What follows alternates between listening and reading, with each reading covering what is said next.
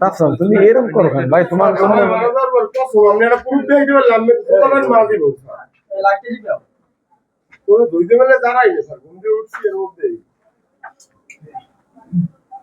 তোমার যন্ত্রণা চাকরি করে দেয় না ভাই। তুমি এই যে রামদাম আমদাম নিয়ে মহড়া টহরা মোটরসাইকেল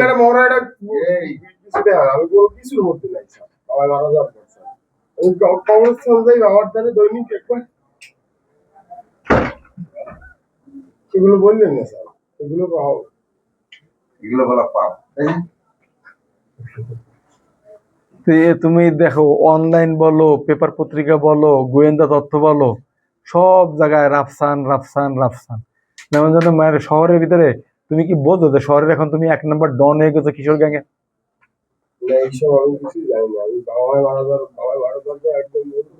আগে ছিলা বাবা মারা যাওয়ার পরে ভালো হয়ে গেছে। আগে কিশোর গ্যাংয়ের লিডার ছিলা।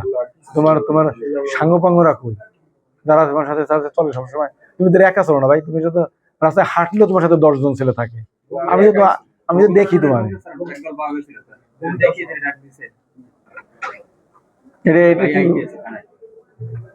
দেখছো। ঠিক আছে, তুমি থাকো, আমরা দেখছি যে তোমাকে হয়রানি করা হবে না, তুমি অযথা কোনো ইসের শিকার হবে না। তোমার ভিতরে যেটুকু অপরাধ আমি ততটুকুই ব্যবস্থা নেওয়া হবে।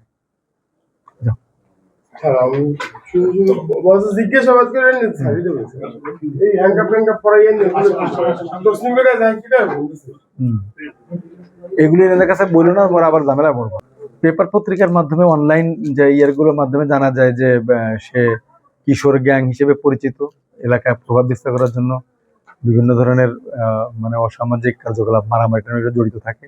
তা আমরা এরকম গোয়েন্দা তথ্য ভিত্তিতে তাকে নিয়ে আসা হয়েছে, পরীক্ষা নিরীক্ষা করছি যে তার বিরুদ্ধে সুনির্দিষ্ট কোনো অভিযোগ আছে কিনা, দেখে এরকম যদি আইনানুগ ব্যবস্থা নেওয়া হবে। আজকে স্পেসিফিক্যালি ওকে গ্রেপ্তার করেছে, রাফসানকে। এর আগে বিভিন্ন সময় আপনারা জেনেছেন, তা আপনারা আপনাদের মিডিয়া প্রচারও করেছেন, আগেও কিশোর গ্যাংয়ের একাধিক সদস্য আমরা অ্যারেস্ট করতে সক্ষম হয়েছি।